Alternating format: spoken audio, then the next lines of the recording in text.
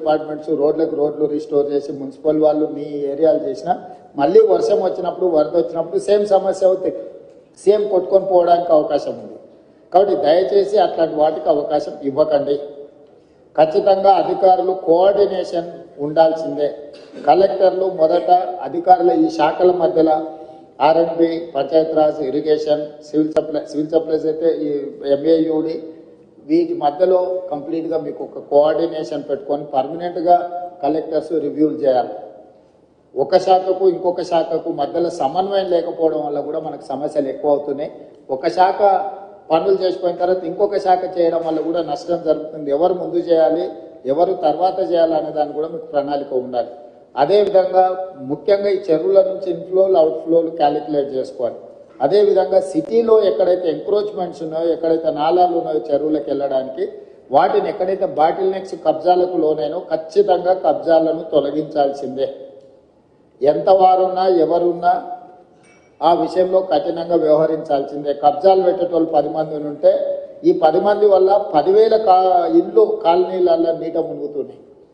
వాళ్ళ జీవితకాలం కష్టపడి సంపాదించిందంతా టీవీలు, ఫ్రిడ్జులు, మంచాలు, పిల్లల చదువులు, పిల్లల సర్టిఫికెట్లు, వాళ్ళ సంపద మొత్తం నీళ్ళలో మునుగుతుంది. మనం ఏమి ఇచ్చినా కూడా వాళ్ళకి అంత సహాయం చేయలేము.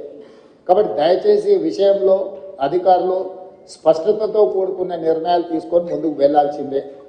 ఇప్పుడు వరదలు తగ్గినాయి కాబట్టి ఇమ్మీడియట్గా పారిశుద్ధ్య కార్యక్రమాలు పనులను ముందు ఇమ్మీడియట్గా టేకప్ చేయండి. మొత్తం ఎక్కడెక్కడైతే చెత్త పేరుకుపోయిందో చెత్త క్లీన్ చేయడంతో పాటు శానిటేషన్ పనులను కూడా మీరు తక్షణమే అడ్రస్ చేయాలి. మెడికల్ అండ్ హెల్త్ వాళ్ళు కానీ మిగతా డిపార్ట్మెంట్లు అందరూ కూడా కోఆర్డినేషన్తో మీరు అందరు కలిసి ముందుకు వెళ్లాల్సిందే.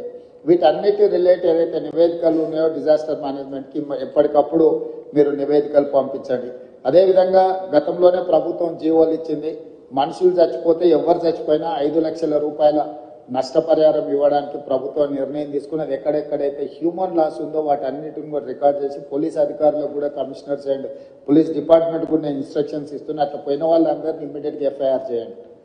కొన్నిసార్లు ఆలస్యంగా వస్తారు. వాళ్ళు ఒకసారి ఫీల్డ్ వెరిఫికేషన్ చేసి FIRలు కడితే రేపు ఇందులో వాళ్ళకి నష్టపరిహారం ఇవ్వాలంటే కూడా ఇవన్నీ అవసరం. మీరు ప్రొసీజరల్ ల్యాప్సెస్ కూడా లేకుండా పోలీస్ అధికారులు కూడా వాళ్ళు ఎవరెవరు ఈ వరదలలో చనిపోయిందో తక్షణమే వాళ్ళ వివరాలన్నీ సేకరించి వెంబడే FIR కట్టి దానికి సంబంధించిన నివేదికలు ఇవ్వండి.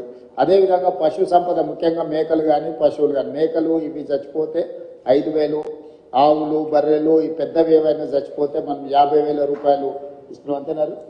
సో 50,000 రూపాయలు ఇస్తున్నాం. వాటిని కూడా వెంబడే అంచనా వేసి ఏ ఒక్కరికి కూడా ఇబ్బంది జరగకుండా చూడండి. పంట నష్టం జరిగిన ప్రాంతాలలో చాలా వరకు పత్తి, వరి, చేతికొచ్చిన పంట నష్టము ఇవన్నీ కూడా జరిగినాయి. కాబట్టి ఎకరాకు 10,000 రూపాయలు మనం రైతులకు పంట నష్టపరిహారం కూడా ఇవ్వాలనుకుంటున్నాం. తక్షణమే ఆ నీట మునిగిన పొలాలను ఇసుక మేటలు పేరుకున్న దగ్గర మనకు NREGSలో స్పెషల్ ప్యాకేజెస్ ఉన్నాయి. ఆ ఇసుక మొత్తం తొలగించడానికి ఎకరాకు 10,000 కాదు ఎకరాకు 1,00,000 కూడా మనము NREGSలో తీసుకోవచ్చు. కాబట్టి NREGSకు సంబంధించిన పంచాయతీరాజ్ వాళ్ళు కూడా మీరు తక్షణమే దాని మీద దృష్టి పెట్టి అంచనాలు వేసి ఆ ఇసుక మేటలు పేరుకున్న రైతులను ఆదుకోవడానికి కూడా దానికి కావాల్సిన అంచనాలు చేయండి.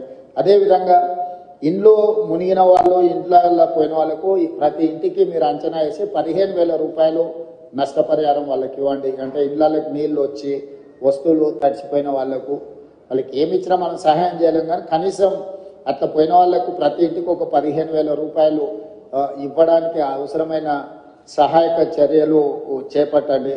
తర్వాత అత్యంత పేదలుండి గుడిసెలుండి లేకపోతే ఏదైనా కొట్టుకుపోయిన వాళ్ళు ఉంటే ఇందిరమ్మ ఇండ్లు ఇచ్చే అర్హత ఉంటే ఒక స్పెషల్ దీని కింద అయినా మనం కాన్స్టిట్యున్సీ వైజ్ ఇచ్చే కోటా కాకుండా అవసరం అనుకుంటే ఏమైనా అదనపు కోటా అయినా కూడా ప్రభుత్వం ఇస్తుంది. అట్లా ఇండ్లు కోల్పోయి నిరాశ్రయులు అయిన వాళ్ళని కూడా లిస్ట్ అవుట్ చేయండి. వాళ్ళకు కూడా మనం కొంతమేరకు ఇల్లు ఇవ్వగలిగితే ఇవ్వచ్చు. అదేవిధంగా ఇంతకుముందు వెళ్ళిన కాలనీలలో వాళ్ళు ఇళ్ల పట్టాలు, ఇళ్లకు సంబంధించిన అంశాలు కూడా చెప్పించారు. కలెక్టర్ గారు, లోకల్ మున్సిపల్ కమిషనర్ గారు ఫీల్డ్ విజిట్ చేసి ప్రభుత్వ భూమిలో ఆల్రెడీ పట్టాలు ఇచ్చుంటే వాళ్ళకి ఇల్లు ఎట్లు ఇవ్వాలి, పట్టాలే ఇవ్వకుండా ప్రభుత్వ భూమిలో వాళ్ళు ఇల్లు కట్టుకొని ఉంటే వాళ్ళకి పట్టాలు ఎట్లు ఇవ్వాలి. కొన్ని దగ్గరలో సికమ్ ల్యాండ్లలో ఎంక్రోచ్ అయ్యారు, చెరువులలో సికమ్ ల్యాండ్లలో మనము పట్టాలు ఇవ్వడానికి కుదరదు. కాబట్టి ప్రత్యామ్నాయం ఏం చేయాలనో కూడా మీరు దాన్ని దృష్టిలో పెట్టుకొని చేసుకోవాలి. పర్టికులర్గా వరంగల్లో municipal and irrigation department coordination missing. ఇమ్మీడియట్గా ఇన్ఛార్జ్ మినిస్టర్ గారు, సంబంధిత అధికారులు, మున్సిపల్ అండ్ ఇరిగేషన్ మినిస్టర్, ఈ మున్సిపల్ అండ్ ఇరిగేషన్ అధికారులు కూర్చొని కాంప్రహెన్సివ్గా హన్మకొండ అండ్ వరంగల్ మొత్తానికి మీరు కాంప్రహెన్సివ్ ప్లాన్ చేసుకోవాలి. Warangal outer ring road inside ఏదైతుందో, కోర్ అర్బన్ వరంగల్ ఏదైతుందో, కోర్ అర్బన్ వరంగల్కి మీరు అండర్ గ్రౌండ్ డ్రైనేజ్ విషయంలో కానీ, రోడ్ల విషయంలో కానీ, మిగతా డెవలప్మెంటల్ ఇష్యూస్లో కంప్లీట్గా కాంప్రహెన్సివ్ ప్రణాళిక చేసుకోవాల్సింది. దీంట్లో భాగంగానే స్మార్ట్ సిటీలో మీకు కొన్ని నిధులు వచ్చినాయి. మీరు కొంత దూరం స్మార్ట్ సిటీలతో నిధులతో కట్టేసి అక్కడ వదిలేసేది. మీరు అట్లా వదలడం వల్ల ఇంకా పెద్ద సమస్యగా మారుతున్నారు. సో స్టేట్ గవర్నమెంట్ నుంచి ఏం కావాలనో శ్రీదేవి గారు మీరు